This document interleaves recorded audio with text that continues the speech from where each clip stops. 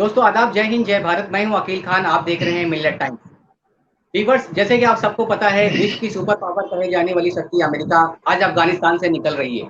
उसने अरबों डॉलर खर्च करने के बाद बागराम एयरबेस को रात के 3 बजे उस वक्त खाली किया जब वहां पर लाइट भी बंद थी और वहां पे मौजूद अफगान सैनिकों को इसकी भनक भी नहीं लगी कि अमेरिका वहां से निकल रहा है।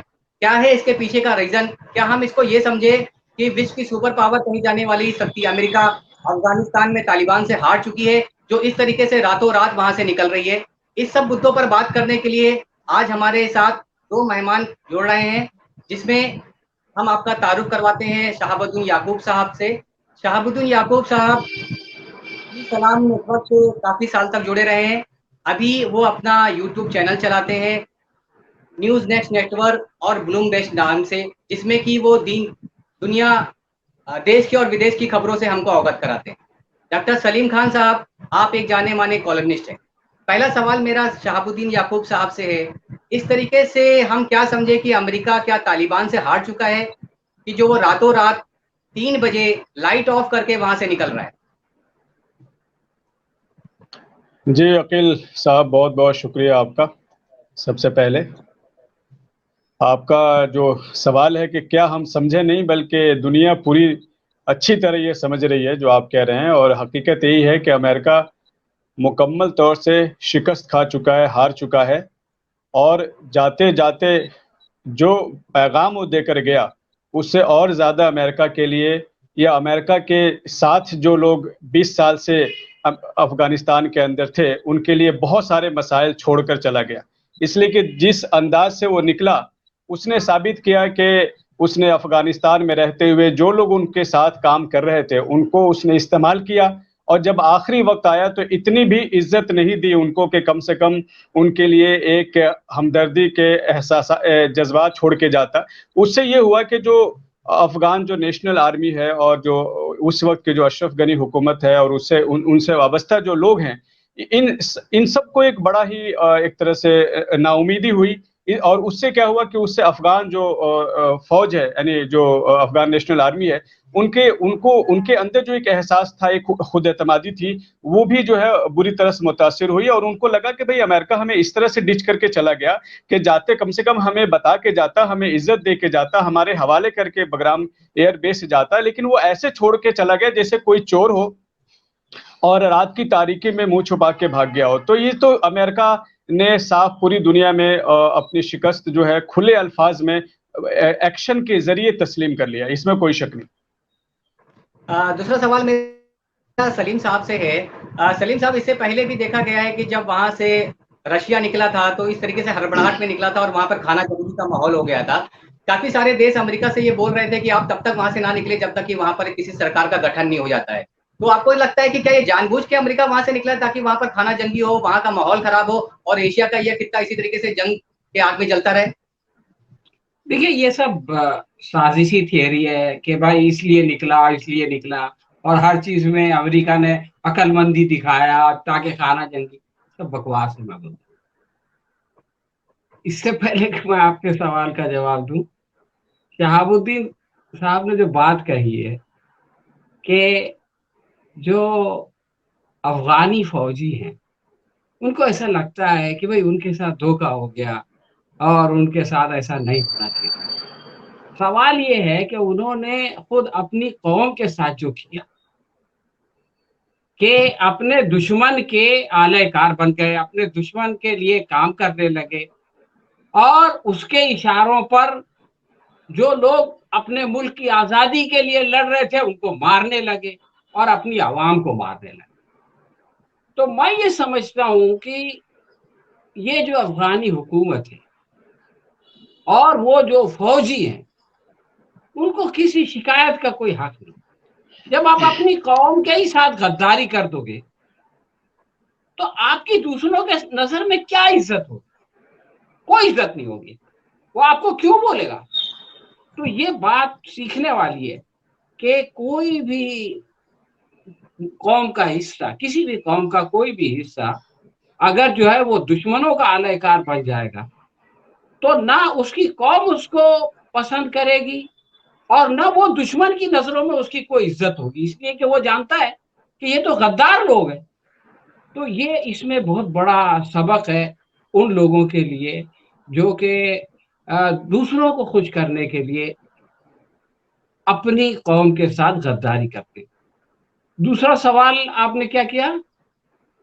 दूसरा सवाल मैंने ये किया कि क्या अमेरिका जानबूझ करके वहां से ऐसे हालात पैदा हाँ, करके निकल रहे हैं, ठीक है, खाना जंगी जानबूझ चल कर रही नहीं गया। मैं आपको बताऊं हुआ क्या। हुआ ये कि अमेरिका ने जब उसके ट्विन टावर गिर गए तो अब उसका एकदम से मतलब बौखलाहट का शिकार हो गया कि अब हम इतने बड़े सुपर पावर हैं और हमारे 2 टावर गिर गए। तो जॉर्ज डब्ल्यू बुश जो उस वक्त सदर था, वो उसकी इज्जत का सवाल हो गया। यानी अगर वो कोई ये ड्रामा नहीं करता तो अमेरिका के जो वो थे, मतलब उनके पार्लियामेंट के जो लोग हैं व्हाइट हाउस के, वो उसको हटा देते, बोलते तुम ना आए। तो उसने फौरन जो है वो नाटो को जमा करके अफगानिस्तान पे जनाब हमला कर दिया और ये कहा कि हम इसका बदला लेंगे और इंतकाम लेंगे और उनको पत्थर की एज में पहुंचा देंगे, स्टोन एज में, वगैरह वगैरह, बड़ी बड़ी। लेकिन उसको 1 साल बाद ये बात समझ में आ गई। उसको अगला इलेक्शन लड़ना था, वो 2 बार पहले ही टर्म में हो गया उसका। तो उसको अगला इलेक्शन लड़ना था, तो उसकी समझ में ये बात आ गई कि साहब अफगानिस्तान में हमने जीत सकते। ये जॉर्ज डब्ल्यू बुश की बात है। उसने क्या किया, सोचा यार चलो एक सॉफ्ट टारगेट पकड़ो। सॉफ्ट टारगेट थे सद्दाम हुसैन। तो उसने कहा कि भाई वहां मास डिस्ट्रक्शन का सामान है और वहां पे हम जाएंगे। वहां उसने अपनी फौज भेजा और वो मूर्ति गिरा दिया और उसकी तस्वीर बना दिया और इनको फांसी दे दिया सद्दाम हुसैन को। और फिर अगला इलेक्शन जो है वो जनाब 2004 में जीत। तो उसने पब्लिक को ये बता दिया कि हाँ भाई मैं हमने जो है वो बड़ा काम कारनामा किया, किसी को हरा दिया। उसके बाद अगला टर्म भी उसने पूरा कर लिया। तो जनाब दूसरी पार्टी आ गई, रिपब्लिकन का था वो, डेमोक्रेट आ गया। डेमोक्रेट जब आए ओबामा, तो ओबामा ने शुरू में कहा कि हम अपनी फौज बुला लें। लेकिन ओबामा को लगा कि यार इससे मैं दूसरा इलेक्शन नहीं जीत सकूंगा, तो उसने और फौज बढ़ा दिया और 1 लाख तक जो है वो अमेरिकी फौजी ओबामा के जमाने में। फिर ओबामा को दूसरा इलेक्शन लड़ना था, तो उसने फिर एक ड्रामा किया कि हमने उसामा को पकड़ लिया है और जनाब हमने उसको। लेकिन पकड़ा अगर आपने है तो उसको ला के प्रोड्यूस करो, जिंदा या मुर्दा। हमने उसको समंदर में डाल दिया, अब उसको कोई जान नहीं सकता कि वो कौन था। तो इससे पता चलता है कि वो कोई और था, बेचारे को पकड़ के ड्रामा बना दिया। ओबामा ने दूसरा इलेक्शन जीत गया, वो चला गया। उसके बाद ट्रंप आया। ट्रंप ने पहले शुरू में ये बात कहा कि भाई ये जंग में हम वापस लाना चाहते हैं और उसने फौज नहीं बढ़ाया। लेकिन ट्रंप भी जो है वो सरफिरा टाइप का आदमी था, वो ये फैसला नहीं कर सका। अब उसके बाद ये आ गए जो बाइडेन। तो जो बाइडेन ने अपनी मुंतखाबी मुहिम में भी ये बात कहा था कि हम अपने फौजियों को वापस बुला लेंगे। अभी भी उसने ये कहा कि भाई 11 सितंबर से पहले हम बुला लेंगे। वो क्लियर बोल रहा है कि मैं 4 सदर, ये मैं चौथा सदर हूं इस जंग में, मैं इस लीगेसी को 5वें के हवाले नहीं करके जाना चाहता। और वो ये कह रहा है कि हम अपनी अगली नस्ल को इसमें नहीं झोंक सकते। और उसने ये भी कह दिया, जो अमेरिका का दावा था, कि हम जो है वो अफगानिस्तान को रिकंस्ट्रक्ट करने के लिए नहीं गए थे। और उसने ये कहा कि अफगान के बारे में क्या बेहतर है, वहां कैसे हुकूमत चलनी चाहिए, इसका फैसला अफगानी ही कर सकते हैं। और मैं गुजारिश करता हूं कि दोनों जो ग्रुप्स हैं, यानी तालिबान और ये सरकार, वो मिलजुल के करें। तो इसमें कोई ढकी छुपी बात नहीं है। और आप एक बात और मैं कहना चाहता हूँ कि आप ये कहते हैं कि रूस के जाने के बाद जो है वहां पे खाना जंगी हुई, बिल्कुल सही बात है। लेकिन उस खाना जंगी को खत्म किसने किया? उस खाना जंगी को खत्म किया तालिबान ने। अब अगर तालिबान आएंगे तो खाना जंगी कैसे होगी भाई? जिसका ट्रैक रिकॉर्ड है कि उसने पहले जो खाना जंगी थी उसको खत्म कर दिया, तो जब वो दोबारा इक़्तिदार में आएंगे तो खाना जंगी होगी ही नहीं। तो इसलिए ये कहना कि इस वजह से किया, उस वजह से तंग आके, परेशान होके, अमेरिका की तारीख में सबसे लंबी जंग है जो अमेरिका ने लड़ी और वो हार गया। ये बात हामिद करज़ाई जो वहां के सदर थे, उन्होंने हिंदू अखबार से कही कि अमेरिका जो है वो पूरी तरह से हार चुका है, साबिक अमेरिका हामिद करज़ाई। तो ये बात, जैसा कि अभी शाह साहब ने कहा, कि पूरा दुनिया ये बात कह रही है कि अमेरिका जो है वो जंग हार चुका है, सिवाय जो बाइडेन के वो ये बोलता है नहीं नहीं नहीं, हमने वो उसामा को मार दिया, मतलब वो कहने की बात है, लेकिन उसमें कोई दम नहीं। शहाबुद्दीन याकूब साहब, जैसे कि सलीम साहब ने बोला, जो बाइडेन का भी स्टेटमेंट आया है कि हम इस जंग को अगर और ज़्यादा खींचते हैं तो एक आने वाली नस्ल को भी ये जंग लड़ना पड़ेगा। उनका एक स्टेटमेंट ये है कि हम अफगानिस्तान में गए थे ओसामा बिन लादेन को मारने के लिए और हमने वो अपना टारगेट पूरा कर लिया। अगर जो बाइडेन के इस स्टेटमेंट को भी देखा जाए तो 2011 के आसपास ओसामा बिन लादेन को मारा जा चुका था। उसके बाद अभी 2021 चल रहा है, तो अगर हम उनके इस स्टेटमेंट को भी देखें तो वहां पर इतने साल से अमेरिका फौज क्या कर रही थी, और अगर आज की सिचुएशन अगर हम देखें तो भी 85% जगह पर तालिबान काबिज हो चुके हैं। तो किस तरह देखते हैं आप जो बाइडेन के इस स्टेटमेंट? देखिए, जो बाइडेन साहब की जो स्टेटमेंट है वो उस पे दुनिया में चारों तरफ तबसरे हो रहे हैं, और खुद उनके जो अपने इत्तेहादी ममालिक हैं वो खुद भी उनसे सवाल कर रहे हैं कि ये आप क्या कह रहे हैं। उसकी वजह यह है कि जो बाइडेन के जो बयानात हैं या स्टेटमेंट्स हैं वो खुद उनकी अपनी एस्टेब्लिशमेंट की और उनके जो पिछले जो सुदूर रहे हैं प्रेसिडेंट्स रहे हैं उनकी बातों को कंट्राडिक्ट करते हैं। और कोई एक आम आदमी भी ये कह सकता है, जैसा आपने खुद ही कहा, कि जब उनका मकसद ओसामा बिन लादेन को मारने के बाद हल हो गया था जिसके लिए वो आए थे, तो फिर इतने सालों से वो क्या कर रहे थे। तो असल में क्या है कि इस वक्त जो सही बात और सच्ची बात है वह यह है कि अमेरिकन एस्टेब्लिशमेंट और अमेरिकन गवर्नमेंट इतनी ज़्यादा बौखलाहट की शिकार हो चुकी है कि वो अपनी शिकस्त को क्या अल्फाज दे और दुनिया को किस तरीके से बताए कि एक अमेरिका जो एक वक्त का सुपर पावर था, जिसके पास दुनिया की तमाम टेक्नोलॉजीज मौजूद थी, जिसने 2.3 ट्रिलियन डॉलर खर्च किया, ये तो ऑफिशियल उनका फिगर है, अनऑफिशियल तो उससे कहीं ज्यादा है, और तमाम तर नेटो की पूरी फौज के साथ वहां पे आया, और 20 साल के बाद भी वो नाकाम लौट रहा है, शिकस्त खुर्दा अंदाज में लौट रहा है। तो ऐसे वक्त में तो ये खुद सिर्फ जो बाइडेन के लिए नहीं बल्कि पूरी अमेरिकन गवर्नमेंट, वहाँ के एस्टेब्लिशमेंट, वहाँ के इंटेलिजेंसिया, वहाँ के इंटेलेक्चुअल्स, वहाँ के जो एजेंसीज हैं, इन सब के लिए मुश्किल हो रहा है कि दुनिया को क्या ऐसी बात कहें कि जिससे दुनिया कन्विंस हो जाए, और वो दुनिया को कन्विंस नहीं कर पा रहे हैं। अब उसके लिए तरह तरह की बातें कर रहे हैं, तरह तरह के वो बहाने तलाश रहे हैं या तराश कर पेश कर रहे हैं, लेकिन सच्ची बात यह है कि दुनिया कन्विंस नहीं हो रही है। आपको मेरी आवाज आ रही है? जी बिल्कुल आ रही है, क्लियर आवाज आ रही है, बोलिए। जी। तो ये बात तो उस लेवल पे तो बिल्कुल हो चुकी है कि जो बाइडेन जो है वो खुद अपनी हार को जस्टिफाई नहीं कर पा रहे हैं। लेकिन सवाल सबसे बड़ा यहाँ पर यह है कि अमेरिका को कम से कम दुनिया को ये बताना चाहिए कि आखिर क्यों वो 20 साल की तमाम कुछ खर्च करने के बाद और तमाम तर टेक्नोलॉजीज के बाद वो क्यों हार गया, ये एक्सप्लेन करना चाहिए, सबसे पहली बात। दूसरी बात ये है कि ये जितनी भी चीजें हैं जो इस वक्त कही जा रही हैं या प्रोपेगेंडा जब हो रहा है, ये सब कुछ जो है वो सच्चाई पर पर्दा डालने के लिए किया जा रहा है। तो आपके सवाल का जवाब यही है कि जो बाइडेन साहब की बात से खुद उनके अपने लोग ही मुतमईन नहीं हैं, उनसे खुद सवाल कर रहे हैं कि आप जिस मकसद को लेकर गए थे वो मकसद क्या था, इसलिए कि आज खुद अमेरिकन कंफ्यूज हैं कि क्या इतनी सी छोटी बात के लिए हम गए थे और 20 साल में अपने मतलब जो अमेरिका दुनिया के सामने एक सुपर पावर था, आज उस अमेरिका की ये सूरत हाल हो चुकी है कि अमेरिका पूरी तरीके से अपने सुपर पावर होने का जो एक रोब था दुनिया में वो खत्म कर चुका है, और वो शिकस्त खुर्दा अंदाज में पीछे लौट चुका है, ये जानते हुए भी कि अफगानिस्तान में जिस मकासद के लिए वो आया था, जिन मकासद को लेकर, उसमें से एक भी अचीव नहीं कर सका। सलीम साहब, जैसे कि हम ये मान लेते हैं कि अमेरिका जंग हार चुका है और वो हीले बहाने बना रहे हैं कि यहाँ से निकलने के, ताकि वो पब्लिक में ये मैसेज दे सके कि हमने अपना मकसद पूरा कर लिया, हालांकि वो अपना मकसद ट्रिलियन डॉलर्स खर्च करने के बाद भी नहीं कर पाए। अब बात आती है तालिबान की, जो कि 85% एरिया पर काबिज हो चुके हैं।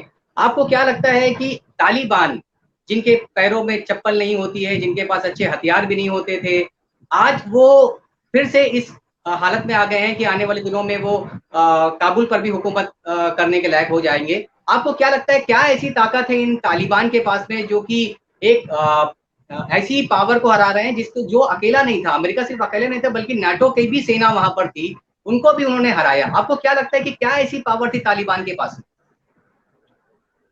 ये बहुत सारी बातें हैं। अफगानिस्तान का एक इतिहास है, एक तारीख है कि वो लोग कभी भी जो है वो किसी की गुलामी बर्दाश्त नहीं करते। और हमारी बम्बई में अफगान चर्च है और 1848 में वो बनाया गया था। यहाँ से फौज भेजी गई थी, उसमें से फिर एक आदमी वापस आया। और ये उस जमाना था जबकि पूरी दुनिया में यूनियन जैक बरतानिया का जो है वो लहरा था। मतलब रीसेंट तारीख बता रहा हूँ मैं आपको। उसके बाद फिर सोवियत यूनियन जब आया तो आप ये देखें कि सोवियत यूनियन की एक तारीख है। सोवियत यूनियन था क्या? रूस ने अपने आसपास के सारे ममालिक को, सारी कंट्रीज को अपने साथ शामिल करके एक बड़ा सुपर पावर बनाया था जिसका नाम सोवियत यूनियन था। और रूस के बारे में यह था कि उसकी फौज जहां जाती है वो कभी भी जो है वो वापस नहीं आती। ये बात उसके बारे में मशहूर थी और उसी लिए सोवियत यूनियन बड़ा होता चला गया। पूरा ईस्टर्न यूरोप उसके कब्जे में आ गया। ये इवन जर्मनी का आधा हिस्सा जो है वो सोवियत यूनियन, ईस्टर्न जो जर्मनी था वो उनके साथ। तो आप ये देखें कि वो अफगानिस्तान में आता है और उनका पिट्ठू सदर है। और वो बहुत खतरनाक जंग थी और उसमें आप अगर स्टैटिस्टिक्स कंपेयर करें तो उसमें जो लोग दोनों तरफ से मारे गए, अफगानिस्तान की तरफ से और सोवियत यूनियन की तरफ से, उसमें बहुत बड़ी तादाद है। शहरियों के भी जो है वो हिलाकतों की बहुत बड़ी तादाद है। मुजाहिदीन भी बहुत बड़ी तादाद में शहीद हुए। लेकिन यह है कि वो हार नहीं मानी और उसका नतीजा ये निकला कि सोवियत यूनियन खत्म हो गया। यानी यहाँ ये जंग खत्म होती है उसके एक साल पहले ही जो है वो सोवियत यूनियन खत्म हो जाता है और फिर वो लोग रशिया बन जाते हैं और सारे ममालिक को आजाद कर देते हैं। तो लोगों ने ये कहा कि भाई देखो, सोवियत यूनियन जो है वो अफगानिस्तान ने जो है वो न सिर्फ ये कि अपनी आज़ादी को बचाया बल्कि उन तमाम लोगों को जिनको के सोवियत यूनियन के नाम पे गुलाम बना लिया था रूस ने, उन सब के भी लिए भी उसने रास्ता खोल दिया। तो एक तो ये चीज है। दूसरी बात ये है कि उनके अंदर जज्बा है, ईमान का जज्बा। और वो लोग जो है वो किसी से डरते नहीं। तीसरी बात ये है कि अमेरिका की ये शिकस्त पहली शिकस्त नहीं है। इससे पहले वियतनाम में भी उनको शिकस्त मिली। वियतनाम भी बहुत कमजोर मुल्क था और उसकी ऐसी कोई तारीख भी नहीं है जैसे अफगानिस्तान की है। लेकिन अमेरिका को वहां से हार के वापस आना पड़ा। तो उससे ये सबक अमेरिका को मिल चुका था कि हम जो है अगर मकामी लोग हमारी गुलामी हमारी को कबूल नहीं करेंगे तो हम वहां पे ताकत के जरिए से नहीं रह सकते। इराक से भी वो लोग भाग गए। तो बाहर से आकर के आप थोड़े दिनों तक बमबारी करके, हंगामा करके, अपनी एक पिट्ठू हुकूमत बनाकर कुछ दिनों तक अपना मामला चला सकते हैं। लेकिन ये कि आप जो है वो लंबे अरसे तक अगर वो लोग लड़ने के लिए तैयार है, अगर वो खुद ही जो है वो साष्टांग नमस्कार कर ले तो अलग बात। एक दो बातें और भी हैं तालिबान की फतेह के बारे में कि उनको एक जुग्राफियाई तौर से भी एक एडवांटेज मिल गया। मतलब वो जो पहाड़ियों का इलाका है उसके अंदर वो लोग तो एक एक गली एक एक चप्पा जानते हैं। लेकिन जो बाहर वाले हैं, टैंकों के जरिए से जाने वाले हैं, वो तो अपने कंधे पे क्लाशिंकोव लेके जो है वो मुकाबला करते हैं। लेकिन बाहर वालों के लिए वो मुमकिन नहीं था। एक और बात तो है कि अफगानिस्तान एक ऐसा मुल्क है जिसकी कोई बंदरगाह नहीं है। अब आप इतने हजारों लाखों फौजी वहां रख देंगे और वो सबका सामान बाहर से आएगा। तो जब सामान एंटर होता है तो पहले इनका इलाका, कंधार हमेशा उनके हाथ में रहा। तो जब अमेरिका की जो सप्लाई थी या यूरोप की जो सप्लाई थी जो अपनी फौजियों के लिए आती थी, तो पहले ये लोग उसको रोक लेते थे। और ये लोग रोक के जो है वो उससे आगे जाने का समझो एक तरह से टैक्स वसूल करते थे। और वो टैक्स जो है उसी टैक्स से, यानी आप देखिए अल्लाह ताला कैसी सिचुएशन पैदा करता है कि अफगानियों के लिए जो वसाइल हैं वो अमेरिका से ही मिले, क्योंकि अगर वो रोकेंगे नहीं तो वो आगे जाएगा। तो वो रोक लेते थे, उनसे पैसे लेते थे, उसी पैसे से हथियार, दुनिया में ओपन मार्केट है हथियार की, जो पैसे देता है उसको मिल जाता है, भाव थोड़ा बहुत कम ज्यादा होता है। और फिर ये कि अफगानिस्तान के तालिबान को अपने पड़ोसी मुल्क से भी बहुत सपोर्ट मिला, इस बात का इनकार नहीं किया जाता। तो रूस से लड़ रहे थे, सोवियत यूनियन से लड़ रहे थे, तो उसको अमेरिका का भी सपोर्ट किया। सच्चाई है तो सच्चाई मानना पड़ेगा। लेकिन जब वो अमेरिका से लड़ रहे थे तो उस वक्त जो है वो उनको खुला सपोर्ट तो नहीं था, लेकिन जो है वो दबा हुआ सपोर्ट उनको हमेशा मिला है। और इसमें भी उनकी इस कशमकश, इस जद्दोजहद में, मैं नहीं कहता कि उसकी वजह से हुआ, असल चीज तो उनका जो जज्बा ईमान था, जो उनकी जद्दोजहद थी, उसकी वजह से हुआ। लेकिन जो दूसरे फैक्टर्स ने कंट्रीब्यूट किया उसका जिक्र मैं कर रहा हूँ, तो उसमें ये कि उसको एक ऐसा पड़ोसी मुल्क मिल गया कि जो उसको सपोर्ट करा। शाहबुद्दीन याकूब साहब, जैसे कि डॉक्टर सलीम खान साहब ने कहा कि एक तो ईमानी ताकत है उनके पास, दूसरा ये भी सही भी है कि ऐसी ईमानी ताकत के भरोसे पर तो एक सुपर पावर से नहीं लड़ा जा सकता, हथियारों की ज़रूरत तो होती है, जिसका CIA पाकिस्तान पे आरोप भी लगाती है कि इन्होंने हमारे साथ डबल गेम किया है, हमारे से पैसा भी लिया और तालिबान को भी सपोर्ट किया, और रशिया ने भी उनको सपोर्ट किया। अब हम आते हैं अपने दूसरे सवाल की तरफ, जैसे कि अभी पता है हमें कि कंधार की तरफ तालिबान आ गए हैं और हमारे कुछ राजनयिक जो इंडिया के थे वहाँ पर, वो कंधार छोड़ करके स्पेशल प्लेन से इंडिया की तरफ वापस आ गए हैं। आप किस तरह देखते हैं सिचुएशन को कि किस तरीके से इफेक्ट पड़ेगा अगर तालिबान पूरी तरीके से कंट्रोल कर लेते हैं अफगानिस्तान को, इसका भारत के ऊपर क्या असर पड़ेगा, क्योंकि कई बिलियन डॉलर का भारत ने इन्वेस्टमेंट किया हुआ है अफगानिस्तान के अंदर।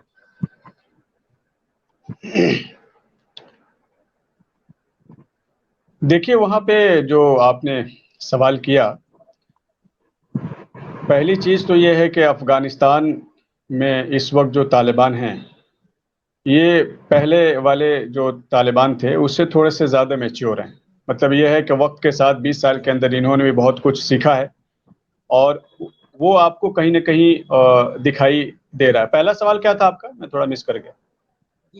मेरा सवाल ये है कि भारत ने जो वहाँ पर इन्वेस्टमेंट किया हुआ है, वहाँ पर कई सारे डैम बनाए हुए हैं, हॉस्पिटल्स बनाए हैं, लाइब्रेरीज बनाई हैं और दूसरे प्रोजेक्ट में इन्वेस्टमेंट किया है, अगर तालिबान पूरी तरीके से कंट्रोल कर लेते हैं अफगानिस्तान को, तो इसका भारत के ऊपर क्या असर पड़ेगा, हमारी इन्वेस्टमेंट का क्या होगा, क्या वो जाया हो जाएगी?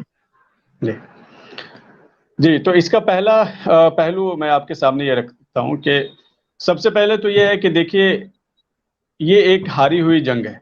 यानी अमेरिका जो है, जो कुछ दुनिया को दे के जा रहा है, वो एक हारी हुई जंग देकर जा रहा है।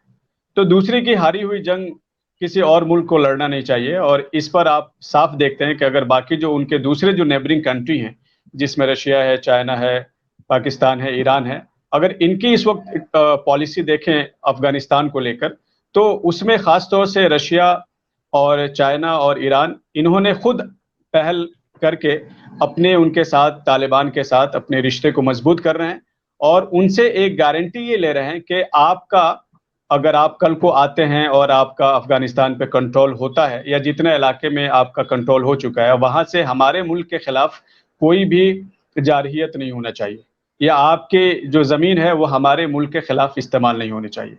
तो इसलिए कि वो कहीं ना कहीं इस बात को समझते हैं कि अमेरिका की हारी हुई जंग को मैं आगे क्यों बढ़ाऊं, मैं क्यों तालिबान के खिलाफ किसी तरह की मुजाहमत करके अमेरिका की हारी हुई जंग को मैं क्यों लड़ूं। तो एक तो पॉलिसी के लेवल पे क्लियर है और मैं समझता हूं कि भारत भी, इंडिया भी जो है इस पॉलिसी को रखने की कोशिश कर रहा है और इसी पॉलिसी को अपनाने की कोशिश कर रहा है। लेकिन हमारे साथ क्या है, रशिया, चाइना, ईरान और पाकिस्तान के साथ एक एडवांटेज है जो हमारे साथ नहीं है। हमारे साथ ये है कि हमारे खिलाफ वहां प्रोपेगेंडा ज्यादा है।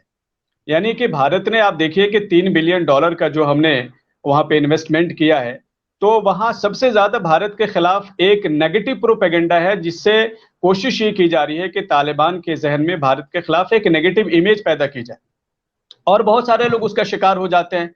उसकी वजह यह है कि हमारे जो फॉरेन मिनिस्टर हैं जयशंकर साहब, उन्होंने भी और हुकूमत हिंदुस्तान ने भी ये बारहा कोशिश की है कि अफगानिस्तान के रिकंस्ट्रक्शन में शुरू दिन से ही एक बहुत बड़ा रोल अदा किया जाए। बाकी ये है कि देखिए, ये जो दुनिया में प्रोपेगेंडा होता है, हर कंट्री जो है दूसरे के कंट्री के मफादात को नुकसान पहुंचाने के लिए कुछ न कुछ इस तरह के प्रोपेगेंडा का इस्तेमाल करता है। वो भारत के खिलाफ भी हो रहा है। लेकिन जेन्युइन बात यह है कि हुकूमतें आती हैं जाती हैं। अफगानिस्तान के केस में थोड़ा सा आप अलग कर लें, लेकिन कहीं भी भारत जैसे जो भी काम कर रहा है, अब जाहिर बात है वहां कल को अगर अफगानिस्तान में हुकूमत बदल जाती है, तालिबान के कंट्रोल में आ जाता है, तो भारत की कोशिश उस वक्त भी यही रहेगी कि वहां के डेवलपमेंट में, वहां के रिकंस्ट्रक्शन में एक पॉजिटिव रोल भारत अदा करे। लेकिन उसके लिए जरूरी है कि तालिबान भी जिस तरह बाकी जो नेबरिंग कंट्री को जो एक तरह से वादा उनके साथ कर रहे हैं, या एक वचन दे रहे हैं, या एक वर्ड्स दे रहे हैं कि हम अपनी जमीन को आपके खिलाफ इस्तेमाल नहीं होने देंगे, जब तक ये यकीन दहानी भारत को नहीं करा देते, जाहिर बात है भारत भी एक कश्मकश में है। इसलिए कि अभी आप देख रहे हैं कि जो भी वहां पे सूरत हाल है, उसमें कहीं ना कहीं भारत को भी नुकसान है। जैसे उन्होंने बहुत सारे जो डैम है उस पर उन्होंने कब्जा कर लिया। लेकिन एक चीज ये है कि जो उनके स्पोक्स पर्सन है सोहेल शाहीन, उन्होंने बार बार अपने बहुत सारे इंटरव्यूज में जो उन्होंने इंटरनेशनल मीडिया को दिया है उसमें कहा है कि हम कम से कम इस बार इस बात को दुनिया के तमाम ममालिक को यकीन दहानी कराना चाहते हैं कि हम अपनी सरजमीन को किसी और के लिए किसी भी तरीके से इस्तेमाल नहीं होने देंगे। तो एक तो ये बात हो गई कि भारत हमेशा चाहेगा, लेकिन जाहिर बात है जो बहुत सारे चूंकि अफगानिस्तान में जो अभी तालिबान है वो ये समझते हैं कि जो कि अशरफ गनी गवर्नमेंट के साथ भारत का बड़ा क्लोज कोऑपरेशन रहा है, और वो इस वजह से रहा है कि भारत ये समझता है कि चूंकि अफगानिस्तान हमसे कोई बहुत ज्यादा दूर नहीं है, तो वहां के आवाम के लिए जो कुछ भी, चूंकि अमेरिका था तो आप ही नहीं कह सकते, देखिए वहां पे बहुत दुनिया के बहुत सारे ममालिक थे और हर मुल्क अपने मुल्क के मफादात को जहन में रख करके काम कर रहा था। अब आप ये नहीं कह सकते कि भारत के अपने कुछ मफादात थे और उसको वो दूसरे के हवाले कर देता। तो दुनिया में एक वॉर जो है वो बहुत प्रोपेगेंडा वॉर भी चलता है, उसको भी आपको काउंटर करना रहता है। लेकिन जहां तक भारत के पॉइंट ऑफ व्यू की बात है, तो वो आप इस बात को आप समझिए कि भारत अगर अफगानिस्तान में कल तालिबान आ जाते हैं और तालिबान अगर भारत को दावत देते हैं, जिस तरीके से वो रशिया और चाइना के दावत देने की कोशिश करें कि आप हमारे साथ आइए और अफगानिस्तान के रिकंस्ट्रक्शन में आप भी एक बड़ा रोल अदा कीजिए, तो भारत चूंकि पहले से कर रहा है उसको आगे बढ़ाने में भारत जो है, इंडिया जो है, वो खुशी का इजहार करेगा। सलीम साहब, जैसे ही साबुद्दीन याकूब साहब ने बोला कि ये तालिबान पहले के तालिबान से थोड़ा मेच्योर नजर आ रहे हैं और उनको एक एडवांटेज भी मिल चुका है कि कतर में अमेरिका के साथ में उनके जो समझौते हुए हैं उससे अब दोबारा उनके टेररिस्ट का तो लेबल नहीं लग सकता। आपको लगता है कि अगर तालिबान उनका स्टेटमेंट भी आया है कि वो शरीयत को यहाँ पे नाफिज करेंगे, मोड क्या होगा उस पर वो बाद में बात कर सकते हैं, आपको लगता है कि आने वाले वक्त में सस्टेन कर पाएंगे तालिबान? देखिए, ऐसा है कि ये बात से मैं इत्तेफाक नहीं करता कि ये अभी मैच्योर हो गए हैं। वो पहले भी मैच्योर थे। जो लोग जो है वो अपने मुल्क की खाना जंगी खत्म कर दें और वहां पर एक पॉलिटिकल स्टेबिलिटी काम कर दे, कोई इमेच्योर ऐसा नहीं कर सकता।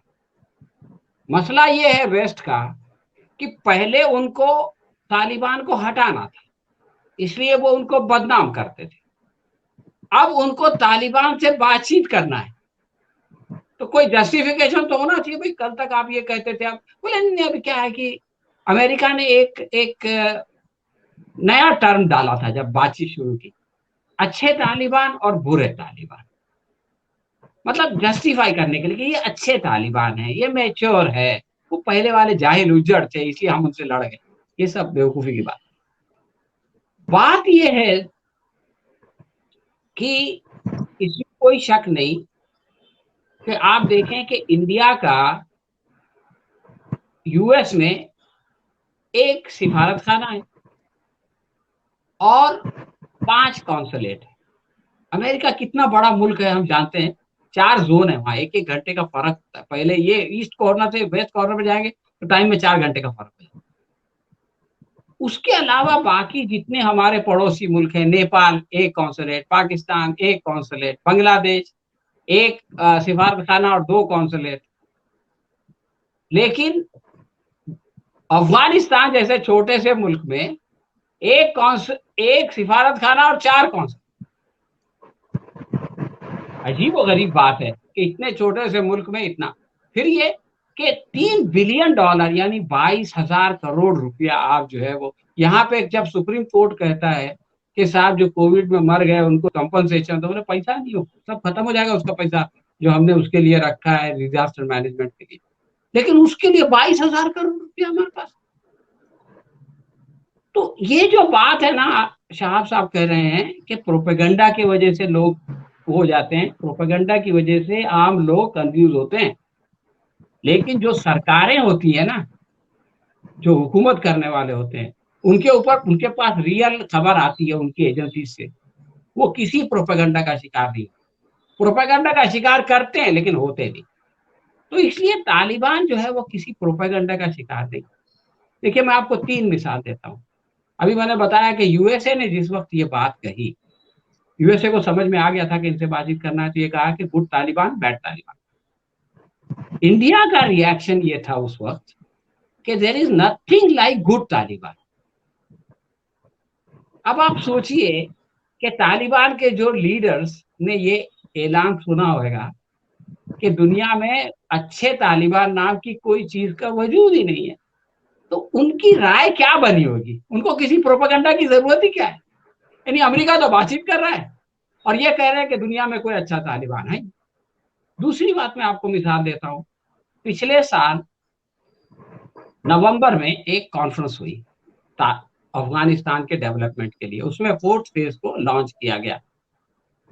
उसमें हमारे जो फॉरेन मिनिस्टर है उन्होंने कहा कि हम इस बात का डिमांड करते हैं कि फौरन जो अफगानिस्तान की हुकूमत है और वो जो टेररिस्ट उनसे लड़ रहे हैं वो अपनी जंग बंदी करें। यानी आप सोचिए 2020 नवंबर में भी हमारी सरकार उनको नाम नहीं लिया तालिबान, लेकिन टेररिस्ट बोला। उसके बाद फरवरी की बात, जब वो डैम का वो उद्घाटन किया वर्चुअली हमारे पीएम ने, तो उस वक्त भी यही कहा कि हम जो है वो अफगानिस्तान को टेररिज्म से पाक करना चाहते हैं, ये करना चाहते हैं। यानी सब लोग समझ रहे थे कि ये फरवरी तक हमको ये बात समझ लेना चाहिए था कि भाई अमेरिका जा रहा है तो यही आएंगे, तो इनको कम से कम टेररिस्ट बोलना अभी तो बंद कर दे, लेकिन ये नहीं हुआ। तो अब जो तालिबान का मामला है, अब देखिए दुनिया का सब लोग उनसे मिल रहे हैं, लेकिन इंडिया क्या बोल रहा है कि हम नहीं मिलते, हमने कभी मुलाकात नहीं की, हम हालांकि आज नहीं कल मिलेंगे, लेकिन अभी तक। उसकी वजह यह है कि जो तालिबान से आप देखिए अटल बिहारी वाजपेयी की जो सरकार थी उसके कैसे ताल्लुकात थी। एक जहाज हाईजैक होके चला गया, उसको छुड़ाने के लिए उन्होंने कहा मौलाना मसूद अजहर को भेज। अटल बिहारी वाजपेयी ने जो बीजेपी के, उन्होंने अपने फॉरेन मिनिस्टर जसवंत सिंह के साथ उनको भेजा और अपने मुसाफिरों को और जहाज को लेके आ गया। यानी कितने अच्छे रिलेशन रहे होंगे। उसके बाद मनमोहन सिंह के जमाने में सब गड़बड़। असल में अमेरिका ने क्या किया, खुद अपना हाथ सरकाया और इंडिया को उसमें फंसाया। और मनमोहन के जमाने में इंडिया का इन्वेस्टमेंट बढ़ता गया और इन्वेस्टमेंट सरकार के साथ इंडिया का झुकाव बढ़ता गया। 2011 में वो 230 पे पहुंचा, अभी 300 पे पहुंचा। तो और ऑल अलोंग जो है वो सरकार के साथ रहते हुए तालिबान, मतलब इस बात को जज करने में थोड़ी सी गड़बड़ हो गई कि तालिबान जो है वो आ जाएंगे, तो पहले से थोड़ा सा माहौल बना के रखो। भाई जो डेवलपमेंट है वो अफगानिस्तान के लिए, कोई भी हुकूमत आए वो डेवलपमेंट को कोई उठा के लेके जा नहीं सकता। आपने सड़क बनाई तो सड़क को लाएंगे, डैम बनाया तो डैम को लाएंगे। तो अच्छा, दूसरी बात ये है कि वो उनके फायदे की चीजें वो उनको खराब क्यों करें? कोई भी हुकूमत आए, तालिबान आए या कोई भी आए, उसके यहाँ एक अच्छी सड़क बनी है तो उसको लगता है कि ये लोग मेरे मुखालिफ थे तो क्या सड़क को उखाड़ देंगे? नहीं उखाड़ेंगे, उसकी हिफाजत ही करेंगे। लेकिन जो हमारी फॉरेन पॉलिसी थी, जो हम एंटीसिपेट हमको करना चाहिए था कि चेंज हो सकता है और चेंज सिनारियो में हमारा कैसे होगा गुजारा, ये बात में जयशंकर जो है, एस जयशंकर, वो मैं समझता हूँ कि थोड़े से नाकाम। आगे चल के हो जाएगी दोस्ती, लेकिन जरा तकलीफ से होगी।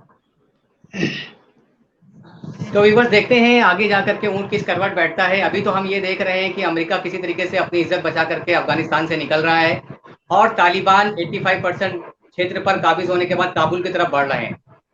लेकिन ये साबित हो चुका है कि अफगानिस्तान को सिर्फ अफगानिस्तान के लोग ही चला सकते हैं, क्योंकि 19वीं शताब्दी में हमने ब्रिटेन को वहां से मार खा करके भागते हुए देखा है। 20वीं शताब्दी में हमने रशिया को, और अब 21वीं शताब्दी में अमेरिका वहां से भाग रहा है। इस तरह 3 शताब्दियों में 3 महाशक्तियों के कब्रिस्तान अफगानिस्तान में बन चुके हैं। डॉक्टर सलीम खान साहब और शहाबुद्दीन याकूब साहब को मैं शुक्रिया अदा करता हूं कि आपने अपना कीमती वक्त दिया और इस डिबेट में हिस्सा लिया। ऐसे ही कुछ अन्य मुद्दों के साथ हम आपके सामने हाजिर होते रहेंगे। मिलेट टाइम्स को अपना समय देने के लिए बहुत बहुत शुक्रिया। जय हिंद, जय भारत। शुक्रिया। मिलेट टाइम्स को आपकी जरूरत है, हमारी आप माली मदद करें। हर महीने सिर्फ 100 रुपये और 1 साल के लिए एक साथ सिर्फ 1000 रुपये। रकम भेजने के लिए यहाँ दिए गए फोन पे, गूगल पे और पेटीएम नंबर का इस्तेमाल कर सकते हैं।